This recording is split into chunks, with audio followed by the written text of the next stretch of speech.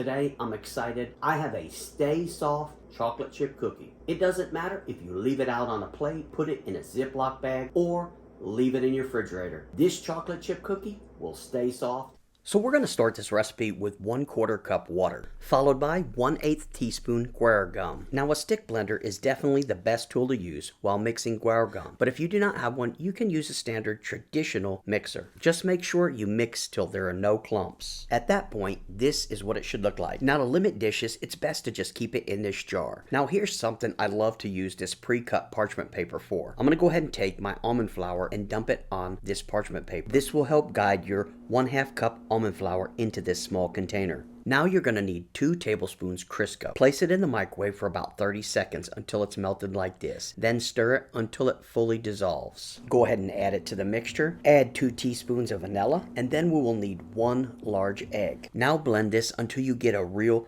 smooth and creamy texture. This will help smooth out some of your almond flour. Now in a medium bowl, go ahead and add your wet mixture. Now we're going to add an additional 3/4 cup sifted almond flour, followed by 1/4 cup rind flour. And look at this almond flour, then the rind flour. It has to be ultra fine like this, guys. This can be achieved by running your food processed pork rinds through a sifter to create ultra fine rind flour like this. Now add your 1/4 cup rind flour, then 1/2 cup packed brown sugar. Then with your hand mixer, start with the brown sugar and work your way out, making sure you get these ingredients well incorporated. Now set your mixture to the side, and it's time to get our final mix mixed up. Now you'll need 1/2 cup allulose, and it has to be allulose, then 1/4 cup water. Now in a small saucepan, you're going to take 1/4 cup water. And I know what you're thinking. Here comes caramel. Oh no, but I'll show you a fail-safe way. Go ahead and set this to 300. Then take your sugar and make sure when pouring it in, you do not get any on the outside edge. Pour directly in the center, just like this. It sounds crazy, but all it takes is 1 crystal to set off a chain reaction. Now, just let this sink down in. Watch as it gradually absorbs. This is what you want to wait for. Do not touch it. It is so important. Let it cook out like you're seeing. You're going to see it comes off the outer edge and will work its way in.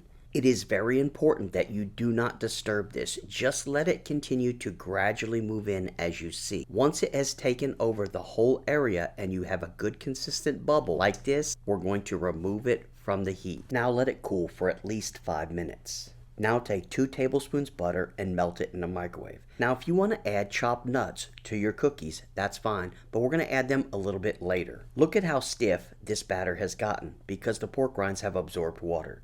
Now we're going to go ahead and add that melted butter. Go ahead and get this mixed up a bit. Once you got it mixed up, we're going to slowly drizzle this syrup into the mixture. So drizzle in a little, and then we're going to mix. Get that mixed. You don't have to mix it super well. Just mix it up a bit. Then we're going to drizzle in a little bit more. We're going to continue this process, drizzling it in until all of it has been added to the mixture.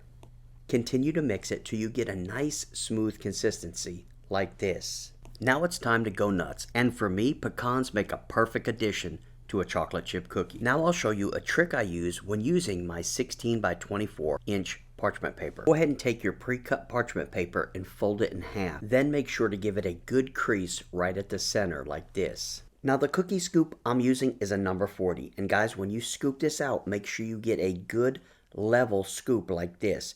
You want to make sure all of your cookies are consistent. Now the wonderful thing about this batter is it's very soft. Look how I can just take the edge of my scooper and form this cookie. Now for best results, go ahead and take these edges like this in, and with your finger basically smooth them out. Those little thin wisps and edges have a tendency to burn, and you do not want to do that with this recipe. Once you get those edges smoothed out, it's time to get these in the oven at 325 for about 13 minutes. Once removed from the oven, make sure to get these off that hot cookie sheet quick. Carefully slide them away and onto your counter to begin their first stages of cooling. Now to that tip I referred to earlier. You're going to take a sharp knife, carefully pulling it into that crease you made earlier along the whole edge of this parchment paper. Now you can pull it out from underneath the other sheet and you have a perfect piece for your next batch. Once your cookies have cooled for a minute, you're going to add your chocolate chips. I used Bake Believe chocolate wafers for these, and then regular Bake Believe right here. Now firm but gently press your chips into the dough while they are still warm. Now get these to your cooling rack and patiently wait at least 20 minutes before devouring them. If you value my time creating recipes for you guys, please share my videos on any social media platform you can. Thanks so much for watching, and as always, I will see you